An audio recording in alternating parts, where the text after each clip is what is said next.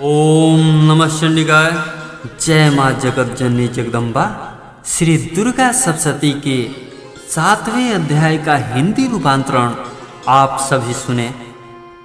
ऋषि बोले, तदंतर शुंभ की आज्ञानुसार चंड और मुंड चतुरांगिनी सेना तथा संपूर्ण हथियारों से सुसज्जित होकर चल दिए और हिमालय पर्वत पर पहुंचकर उन्होंने सिंह पर स्थित देवी को मंद मंद मुस्कुराते हुए देखा। तब वे असुर धनुष और तलवार लेकर देवी के तरफ उन्हें पकड़ने को बढ़े।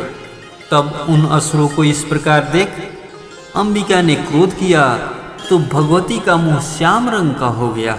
उनकी टेढ़ी भवें तथा माथे की सिकुड़न से तत्क्षण ही उसमें तलवार और पास लिए चीते के चर्म की साड़ी तथा नर मुंडों की माला पहने हुए विचित्र खड़ग धारण किए हुए भयानक शुष्क शरीर, हड्डियों का ढांचा व अति लंबे शरीर वाले, जीभ को मुख से बाहर लपलपाते हुए भयंकर लाल लाल आंखें जो भीतर को घुसी हुई थी, ऐसी भयंकर विकराल मुखी काली प्रकट हुई।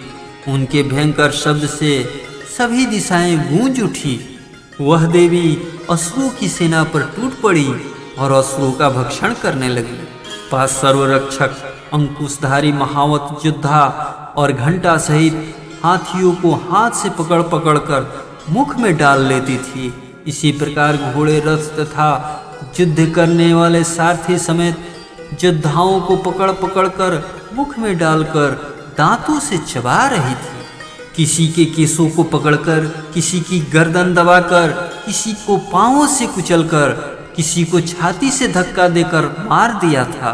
उन दैत्यों के द्वारा फेंके गए अस्त्र और महाअस्त्रों को अपने मुख से पकड़ दांतों से चबाकर चूर्ण कर डालती थी।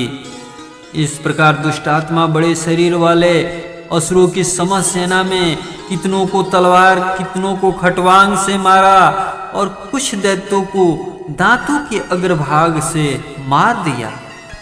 देवी के द्वारा क्षण मात्र में ही असुर सेना का विनाश होते हुए देख चंड उस अति भयंकर नेत्र वाली काली के सम्मुख बड़ी शीघ्रता से आया और उसने महाभयंकर बाणों की वर्षा करके तथा मुंड ने हजारों चक्र फेंककर भयंकर नेत्र वाली देवी को ढक दिया।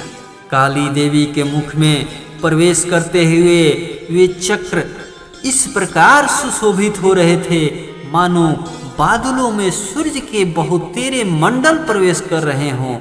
तदंतर अत्यधिक क्रोधपूर्ण हो भयंकर गर्जना करते हुए काली देवी ने विकट अट्टहास किया। उस समय मुख में दांतों की प्रभा से वे अति उज्जवल दिखाई पड़ती थी।